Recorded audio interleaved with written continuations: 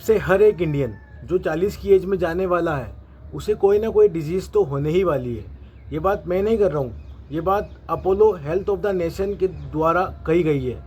Basically उन्होंने एक research करी थी जिसके अंदर ये पाया गया है कि only for 7% Indians disease free रह पाते हैं 40 की एज तक। मतलब उन्हें कोई भी डिजीज़ नहीं हो पाती है 40 की एज तक, चाहे वो हार्ट की हो, चाहे वो शुगर हो, चाहे वो लीवर इन्फेक्शन हो। ये चीज़ों से 7% लोग ही बच पाते हैं। बाकी के 93% इंडियंस को कोई ना कोई डिजीज़ हो ही जाती है, और ख़ासकर ये 30 की एज में चालू हो जाती है होना।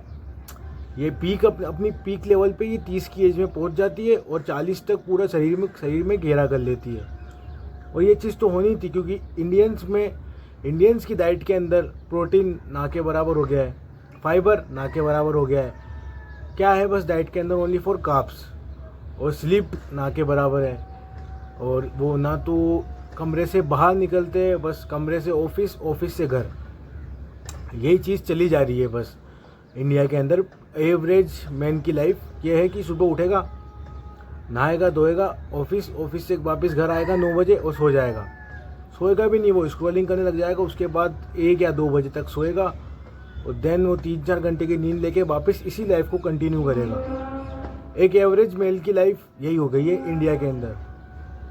तो अगर तुम्हारे पेरेंट्स को तुम इस चीज़ से बचाना चाहते हो तो ओनली फॉर तुम्हें उन्हें 4 स्टेप्स को फॉलो करवाना है और ख़ुद भी फॉलो करना है बचने के लिए, क्योंकि ये 30 की एज में भी फैल रही है। तो नंबर 1 इस तुम्हें अपने पेरेंट्स को 10,000 स्टेप्स डेली चलवाना ही चलवाना है। अगर तुम ऐसा नहीं करवाओगे तो उनके घुटने जाम हो सकते हैं, उन्हें शुगर हो सकती है, और उन्हें काफ़ी सारी बीमारियां हैं, जो जैसे स्ट्रेस ज़्यादा बढ़ सकता है। इस एज के अंदर लाइफ काफ़ी स्ट्रेसफुल होती है, इसलिए अगर वो वॉकिंग करेंगे तो इससे उनका स्ट्रेस कम होगा, और अगर तुम भी उनके साथ करोगे तो तुम्हारा भी स्ट्रेस कम होगा और डोपामिन नॉर्मल तरीके से निकलेगा और स्पाइक नहीं होगा। बेसिकली सेरोटोनिन ज़्यादा निकलेगा तुम्हारे अंदर अगर तुम वॉकिंग करोगे तो, और अपने पेरेंट्स को करवाओगे। और नंबर 2 इज़ अपनी डाइट के अंदर हाई प्रोटीन रिच फूड को इंक्लूड करना। अगर तुम प्रोटीन अफोर्ड नहीं कर पाते प्रोटीन पाउडर, तो तुम सोया चंक्स की तरफ जा सकते हो। बस उससे तुम्हें 15 से 20 मिनट तक उबालना है। अगर तुम ऐसा नहीं करोगे तो वो तुम्हारे इनडाइजेशन इशू कर सकता है, तुम्हारा डाइजेशन ख़राब कर सकता है। तुम्हें सोया को कम से कम 15 से 20 मिनट बॉईल करना ही है, उसके बाद ही काम में लेना है।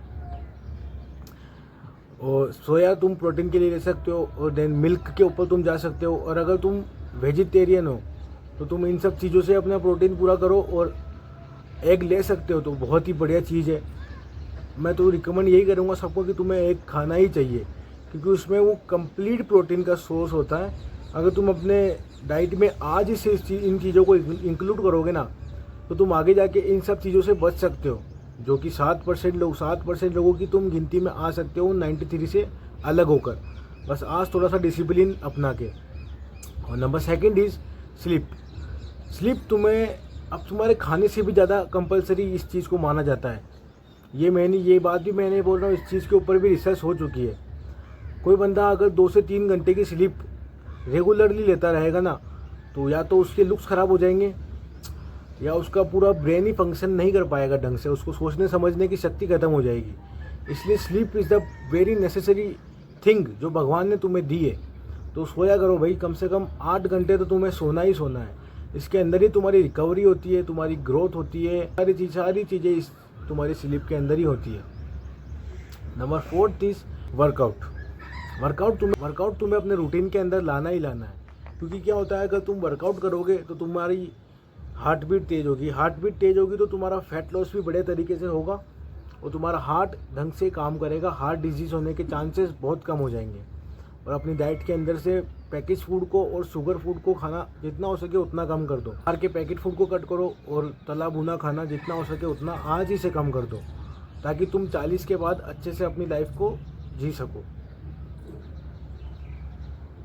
और इन सब चीज़ों के ऊपर अगर तुम आज ही से ध्यान देते हो तो तुम्हारी लाइफ आगे जाके वे बेटर हो सकती है। और ख़ासकर आज की ये वीडियो तुम्हारे पेरेंट्स को ज़रूर दिखाना, उनकी भी आंखें खोलना कि वो जो तुम्हें मना करते हैं हाई प्रोटीन डाइट लेने से, वो भी खुद लेने लगे।